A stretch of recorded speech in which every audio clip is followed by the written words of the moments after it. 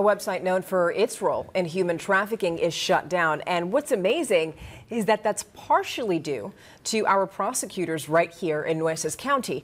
Chris 6 News reporter Sylvia Martinez has more on that story. Backpage CEO Carl Ferrer had already pleaded guilty to several charges in Arizona and California.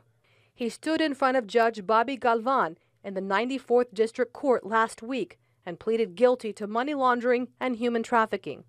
The Texas Attorney General personally worked with our local human trafficking prosecutor on two other similar cases here in Nueces County against Jovan Miles and Barry Meeks. But I think it's very important the community knows that Nueces County played the only county in Texas that played a role in shutting down Backpage. Miles was the first human trafficking conviction for the Nueces County Prosecutors focusing on human exploitation. He was sentenced to 40 years in prison for the continuous trafficking of a minor.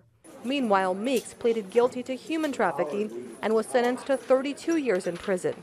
The one thing these two cases have in common: both men use Backpage to traffic their victims. Judge Galvan understands the issues in Backpage and the enormity of what it means to shut down Backpage because of what he has seen through these cases that we have presented that have both been cases where a minor was trafficked for sex on Backpage. According to the Attorney General's office, 73% of all child trafficking cases reported to the National Center for Missing and Exploited Children involve Backpage.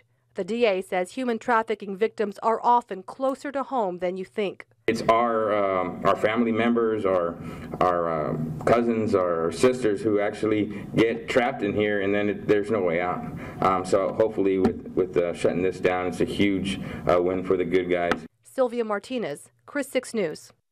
Now, as part of his plea agreement, Ferrer will cooperate in the investigation. Backpage will also sell its assets, which is estimated to be close to $500 million, and then use that money to create a fund that will then help victims of human trafficking.